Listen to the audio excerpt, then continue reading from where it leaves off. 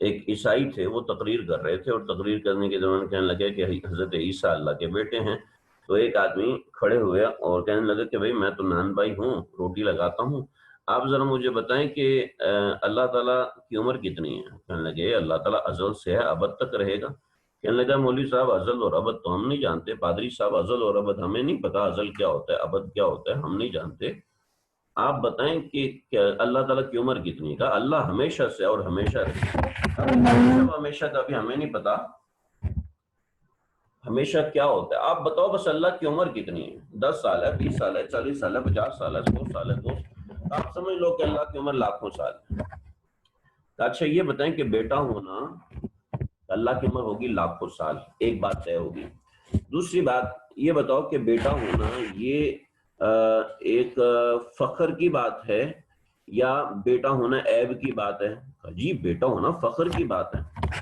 پھر ٹھیک ہے، اگر بیٹا ہونا فخر کی بات ہے تو میری عمر ہے 60 سال، 60 سال میں میرے 10 بیٹے ہیں، اور ایک بیٹا بھی کھڑا ہو تو تجھے تھپڑ مارے گا، تیرا منہ گھوم جائے گا، تو اور اللہ تعالیٰ کی لاکھوں سال میں صرف ایک بیٹا، تو اس کا مطلب فخر کی بات میرے اندر زیادہ ہوگی، اللہ کے پاس کم ہوگی۔ تو یہ سنا اور عیسائی پادری وہاں سے بھاگا ہے۔ تو اللہ کی ذات کسی احتیاط سے پاک ہے، اس لیے اللہ رب العزت نے آ گیا بل لہ ما فی السماوات و ما فی الارض، بیٹا کیا کہتے ہو، آسمانوں زمینوں میں جو کچھ ہے اسی کا ہے، بل لہو بلکہ اسی کا ہے، بل لہو بلکہ اسی کا ہے، ما فی السماوات و ما فی الارض، جو کچھ آسمانوں میں ہے اور جو کچھ زمینوں میں، کل لہو قانتون، اور قانت کہتے ہیں فرما بردار کو، کل لہو ساری چیزیں اسی کی فرما بردار ہیں، اگر ہوتا نا کل قانتون لہو سب چیزیں اس کی فرما بردار ہیں تو یہ بات ترجمہ ایسے ہوتا ہے، لیکن کل لہو سب چیزیں اسی کی قانتون فرما، تو اسی کا ترجمہ کریں گے، صرف اس کا ترجمہ نہیں کریں گے۔ بدیع السماوات والارض، وہ آسمان اور زمین کا موجد ہے، بدیع کہتے ہیں موجد کو، وہ آسمان و زمین کا موجد ہے۔ اذا قضا امرا فانما یقول له کن فیکون، اذا جب قضا فیصلہ کرتا ہے وہ امرن کسی کام کے بارے میں، فانما یقول تو وہ کہتا ہے لہو اس کو، کن کے ہو جا، فیکون تو وہ فوراً ہو جاتی ہے۔ لیکن یہاں فا ہے، میں نے پھر وہ ورڈ استعمال کیا تھا تعقیب مال وصل کا، فا تعقیب مال وصل کو بتاتا ہے، تعقیب مال وصل کا معنی ہے کہ اس کام کے فوراً ہو جانے کو۔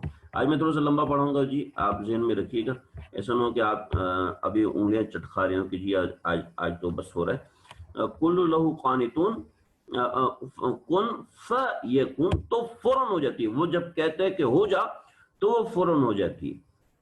میں نے 4 لائنیں نیچے لگائی ہیں، درمیان میں ہو سکتا ہے یہ گڑبڑ ہو گئی ہو آپ لوگوں کے پاس، میں نے 4 چیزوں میں لائن لگائی ہے،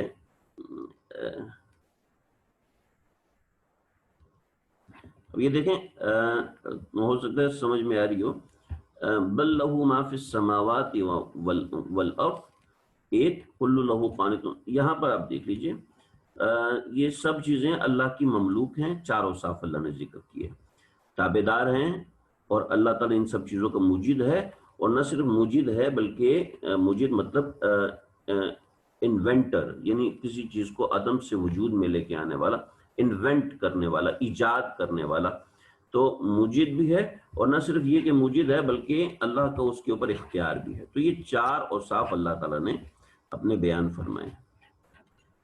تو یعنی اللہ نے بتایا کہ بیٹا ہونا تو کسی محتاج بندے کو ضرورت ہے، اللہ تعالیٰ کی حکومت اتنی مضبوط ہے کہ وہ مملوک ہے، مملوک مطلب مالک ہے، مملوک سب چیزوں، بل لہو ما فی السماوات و ما فی الارض، اور نہ صرف ایک ہے، جیسے ہم مالک ہیں اپنے گھر کے، لیکن ہمارے گھر میں ہماری نہیں چلتی، ہمارے گھر میں ہماری نہیں چلتی، کبھی اولاد بیمار ہوگی، کبھی گھر والے بیمار ہو گئے، کبھی ایکسیڈنٹ ہو گیا، ہم مملوک تو ہیں اپنی گاڑی کے، لیکن اس کو چلانے کے لیے ہم پیٹرول کے محتاج ہیں، اس کو چلانے کے لیے ہم ٹائر کے محتاج ہیں، اس کو چلانے کے لیے ہماری کمر صحیح ہونی چاہیے ورنہ اس کو چلانے کے لیے ہم لائٹ کے محتاج ہیں.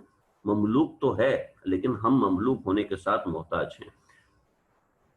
تو ہم اس کے بھی محتاج ہیں، لیکن اللہ ایسے مملوک مطلب مالک، مملوک مطلب یعنی مملوک مطلب جو چیز کسی کی ملکیت میں ہوتی ہے. پتہ نہیں میں سمجھا پا رہا ہوں نہیں؟ جیسے گاڑی آپ کی مملوک ہے، جیسے گھر آپ کا مملوک ہے، جیسے بچے آپ کے مملوک ہیں، تو اس کو مملوک کہتے ہیں. مطلب یہ کہ ماتحت تو بل لہو ما فی السما، ما جو کچھ بھی ہے، فی السما آسمانوں میں زمینوں میں جو کچھ بھی ہے سب اس کا ہے. تم بیٹے کا محتاج کہہ رہے ہو اللہ رب العزت کو.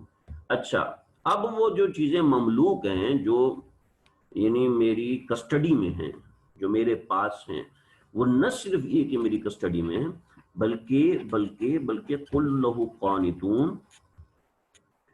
پتہ نہیں آپ کو کیا لگے گا میں کتنا گن مار رہا ہوں یہاں پر. بلکہ وہ نہ صرف یہ کہ مملوک ہیں، بلکہ وہ سب مملوک میرے تابع دار ہیں. یہ سب مملوک تابع دار ہیں. اور میں نے وہ کسی سے خریدی ہے؟ نہ نہ نہ نہ نہ. بدیع السماوات والارض، بلکہ میں نے خود بنائی ہے. ہر چیز میں نے خود بنائی ہے، اللہ بتا رہے ہیں. اور میں نہ صرف یہ کہ وہ خود ہی میرے تابع ہیں، وہ اپنی مرضی سے میری بات مان رہی ہے. جی جیسے مرید اپنے شیخ کی بات مانتا ہے تو اپنی مرضی سے مانتا ہے نا. شیخ اس کو مجبور زبردستی جبرن تو نہیں کر سکتا نا کہ آپ کو میرا ادب کرنا پڑے گا، آپ کو میری بات ماننی پڑے گی. نہیں، میں کہ اللہ فرماتا ہے کیونکہ شیخ اس پہ مختار نہیں ہوتا، استاد اپنے شاگرد کے اوپر مختار نہیں ہوتا، یعنی مکمل طور پہ قابض نہیں ہوتا. پتہ نہیں جو انگریزی بولنے والے ان کو صحیح میری بات سمجھ میں آ رہی نہیں آ رہی. بلکہ اللہ مختار بھی ہے، یعنی اللہ کا پورا قبضہ ہے، اللہ کی پوری طاقت ہے کہ وہ سب چیزیں اللہ کے ماتحت ہو کے چلتی ہیں، مجبور ہیں. فرما بردار بنے تو بنے، نہیں تو اللہ ان کو مجبور کر سکتے ہیں. تو کن فیکون، تو اللہ اپنے اختیار کو بھی بتا رہے ہیں کہ میرا اختیار. امید بات سمجھ میں آ گئی. یہ 4 قسم کی باتیں ہوگی. اب 5ویں باتیں، وقال الذین لا يعلمون لولا يكلمون. اب یہ الٹی قسم کی بات.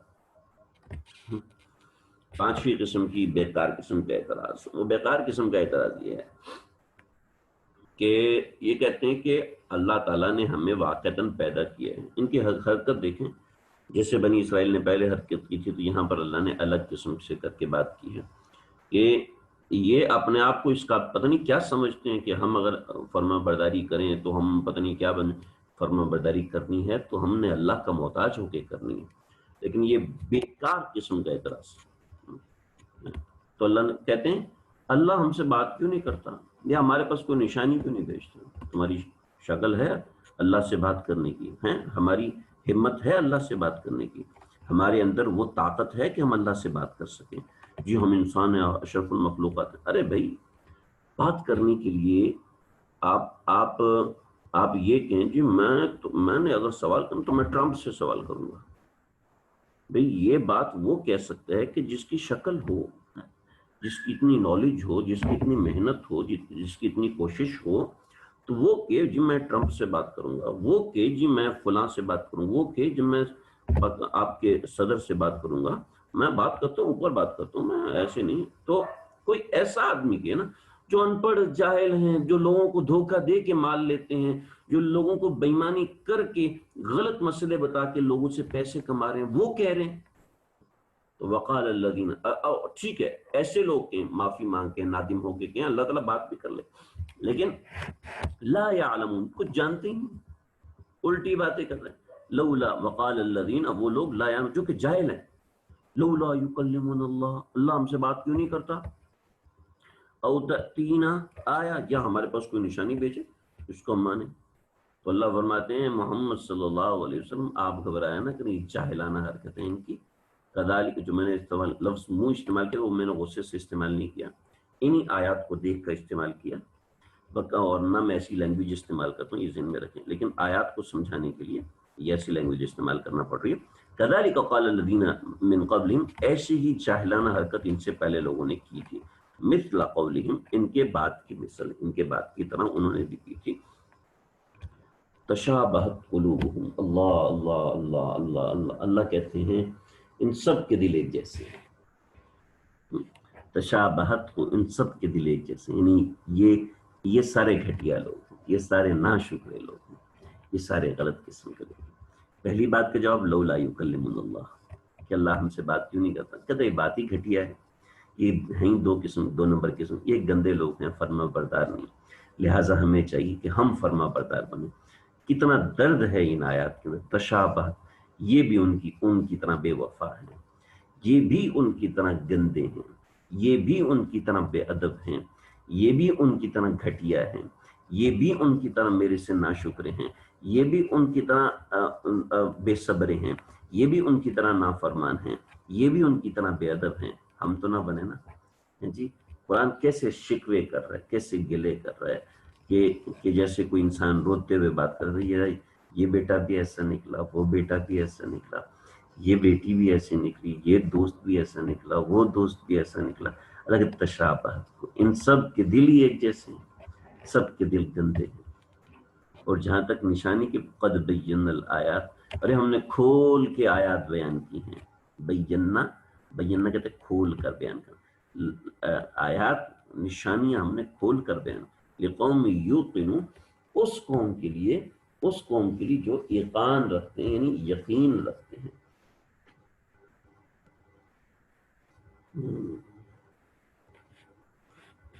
یہاں ایک ترجمہ یقین رکھتے ہیں، یہ یوقنون کا مطلب ہے ایک وہ جو یقین کرنا چاہتے ہیں، جو بات ماننا ہی نہیں چاہتے، ہم ان کو نشانیاں نہیں دکھائیں گے۔ چنانچہ اس سے بات سمجھ میں آئی، جو اللہ کی بات کو ماننا چاہتا ہے، جس کے دل میں چاہت ہے، اللہ تعالیٰ اس کو نشانی دکھاتے بھی ہیں۔ قرآن مجید تو ہے نا، یہ تو نشانی ہے، کچھ اور نشانیاں بھی ہیں، کچھ راز بتا مجھ کو بھی اے چاک گریباں، اے اشک فغاں، مجھے بھی شعریہ، کچھ راز بتا مجھ کو بھی اے چاک گریباں، اے اشک رواں زلف پریشان، کہ اے اشک رواں، اے بہتی آنکھوں والے، مجھے کچھ راز بتا۔ یعنی ایسے راز اللہ تعالیٰ کھولتے ہیں، جو یقین رکھنا چاہیں وہ پھر راتوں کو اٹھتے ہیں، اور تنہائیوں میں شب کی کر منتیں تو رب کی، داغے گناہ دھولے آنسو بہا بہا کے، جس کو چاہت ہوتی ہے نا، جو چاہتے ہیں یقین کرنا، پھر اللہ ان کو دکھاتے ہیں۔ البتہ اس میں ضرورت ہے کسی استاد کی، ایسے ہی یہ چیز نہیں ملتی جی، اپنی انا کو فنا کرنا پڑتا ہے، اپنے آپ کو مٹانا۔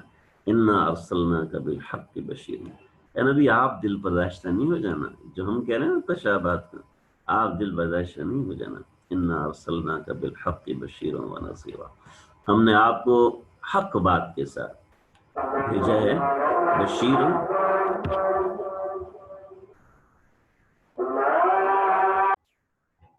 بسم اللہ الرحمن الرحیم۔